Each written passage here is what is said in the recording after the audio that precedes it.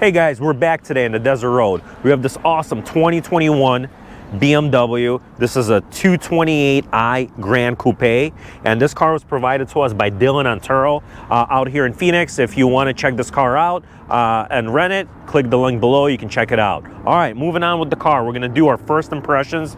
We just got the keys to this car. Absolutely stunning color. It's a very beautiful, like almost it's like a nice sky blue. Yeah, it's a sky blue. It's got almost no green in there at all, which I like. It's got the black accent, so it's got the full blacked out grille. Right, it's got some real you know, inlets right here, which looks kind of cool. Oh, is this even the radar cruise sensor? Yeah, those are some kind of sensors. You know. Obviously, it's got the black trim around the windows. It's got the black roof. It's got the diamond cut wheels. Yeah, these wheels are absolutely great. Low profile tires here. These are 19-inch wheels, 235. I imagine they're staggered in the back. But I think they look absolutely great. They fit the car.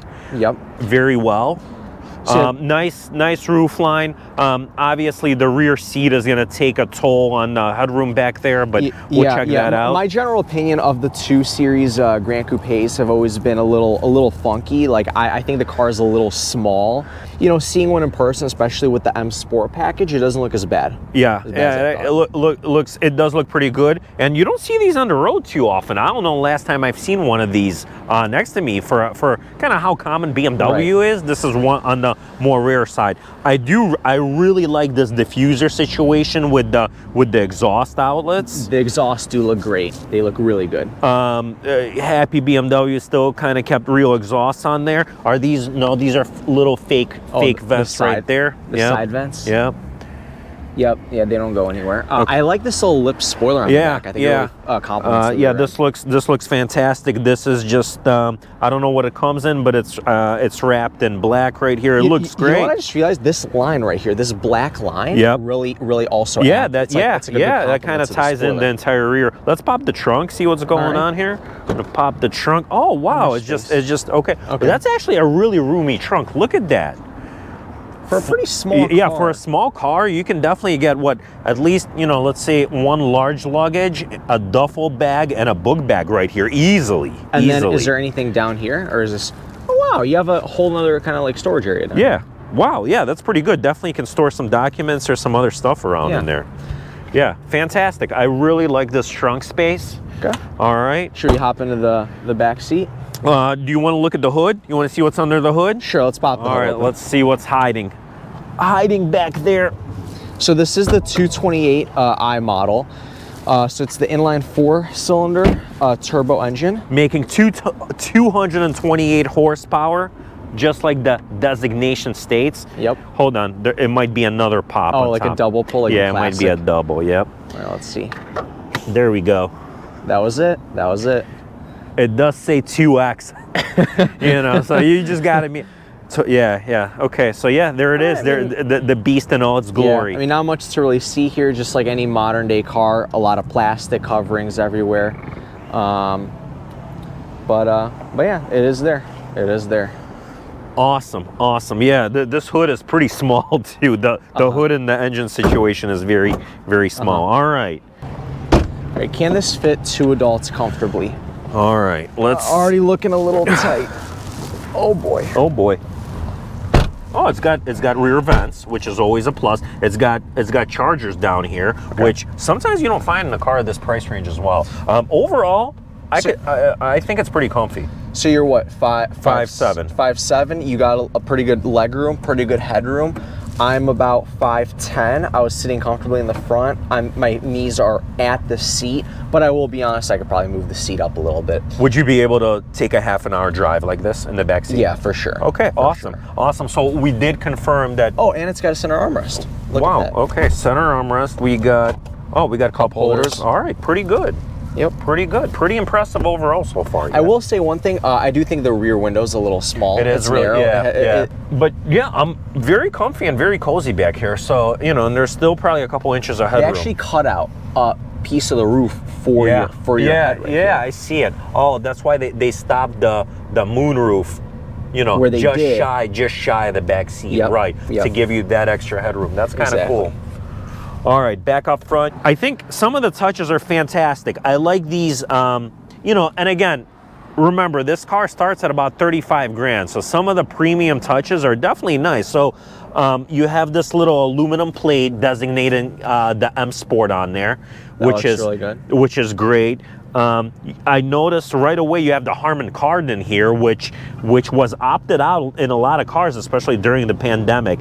I really like this. Look at this aluminum trim inside the door right here. Yep. That's pretty right cool. And then whatever this black trim is right here also looks fantastic.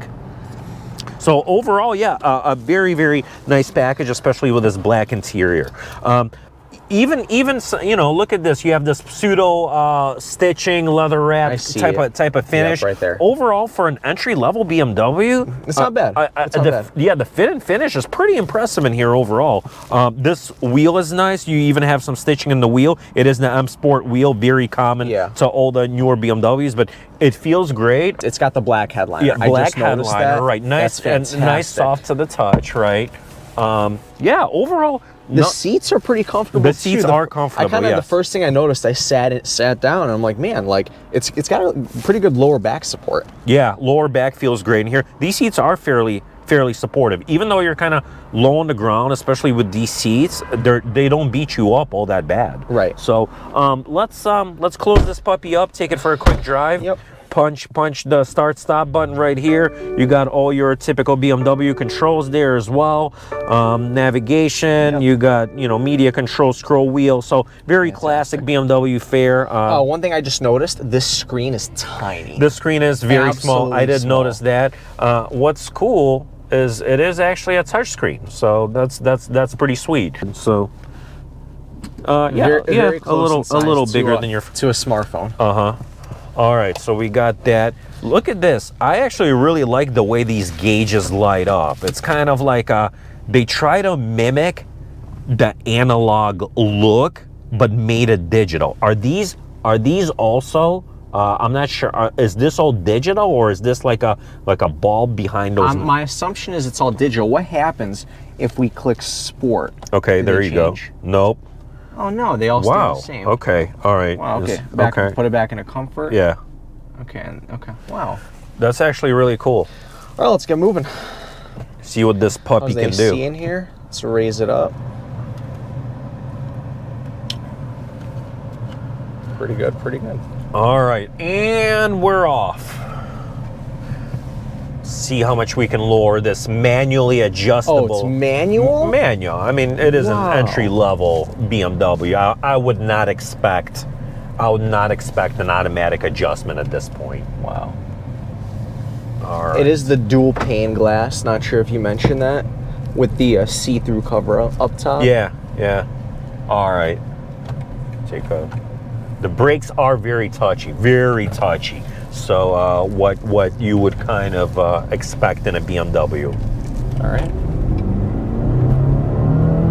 Wow, this puppy moves. No lack of power. It's not rocket ship fast. Okay. But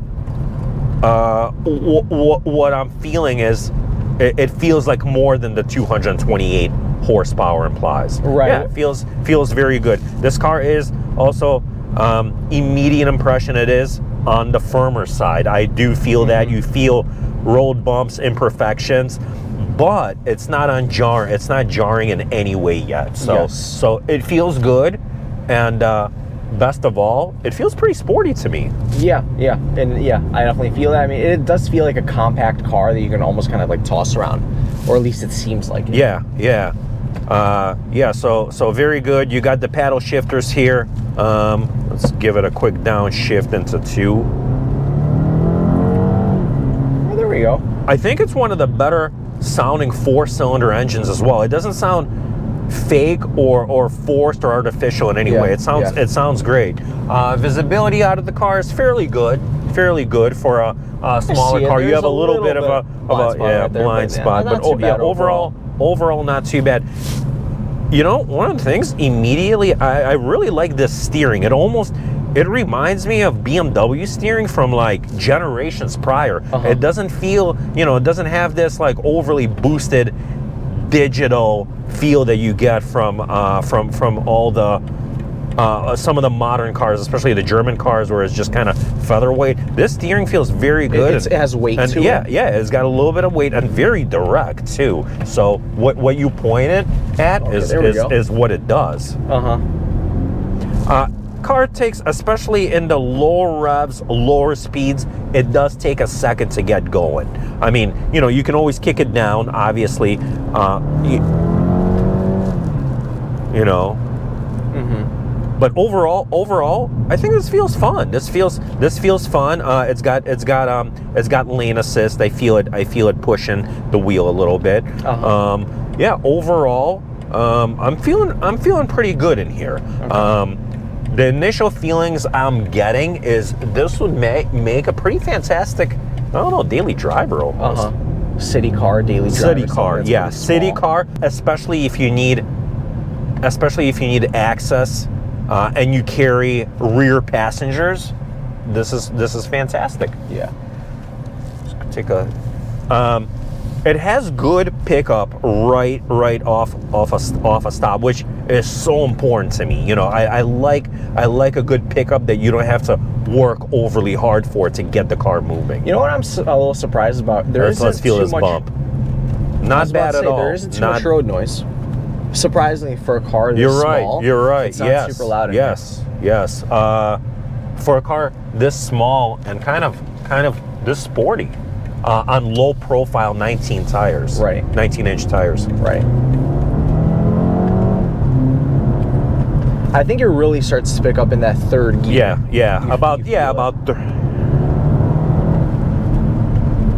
No, it's a blast. I'm having fun.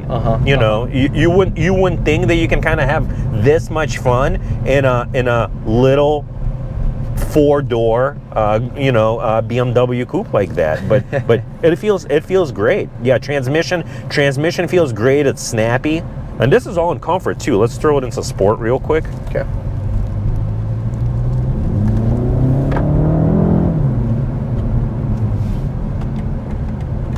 Yeah, it feels very tossable, which I like. Very tossable, very easy to maneuver. I got in here, I got comfortable almost immediately, so there's not much on that end to really get adjusted, especially in the seat. But yeah, I feel good in this. Alex behind the wheel, we're gonna get his first impressions, as he is known as the BMW aficionado. So we're gonna crank this puppy up to a 10. All right, I will say initial impressions, I like this leather on the wheel. Yes. It feels like high quality leather, more so than some of the other BMWs we've tested recently.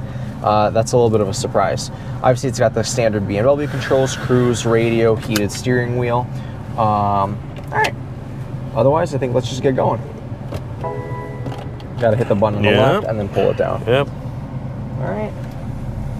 And you left it in sport for me, I see. So yeah, take it down to comfort. Just test out comfort first. So here's comfort. Because it is even touch here all around. I do see that the brake immediately is quite sensitive. It is kind of funny seeing this tiny screen split up into navigation. Yeah, no, it's pretty good. Yeah, I like it. I like the fact that BMW lets you split up the screen like that. Yeah. It is very sensitive. Both the throttle and the brake immediately feel sensitive. The steering also is on the more sensitive side. One thing that I immediately don't like is the speedometer doesn't give you very accurate intervals. It just says 40 and 60, and you just kind of have to guess where the 50 to 55 range is. Yeah, one thing I didn't mention is this car does not come with a heads-up display. I'm not sure if that's an option on some of the higher tier 2 Series, but yeah, you do, as Alex mentioned, you kind of got to guess. And, right, it's a very vague. I mean, maybe that's an option that you can change, but not that I could see at the moment. All right, let's give it a little gas. Oh yeah, it definitely. Oh yeah, it picks up great. Yeah, it picks up great for a base engine. It feels fun. It feels fun. This thing is very tossable. That's what it feels like. Yes. Which has been a common thing that people have said in general of the 2 Series. It's nice to see that the Gran Coupe, the 4-door version, still maintains. Yes, absolutely. Yeah, absolutely. Yep. And again, starting at only $35,000, I feel like there's a lot of car A lot of car without some of the bloat that they start putting into the higher price models, you know, which probably even begins at the 3 Series and up. So this kind of keeps everything you need at a basic, but yet in a great package that I could see easily being able to live with on daily basis. All right, let's try sport mode here really quick. See how that feels. Yeah, I definitely feel the throttle being more sensitive. Yeah, it's just a nice, peppy, quick little car. Like, the thing I just keep thinking about it is I want to toss it around and just have fun with it.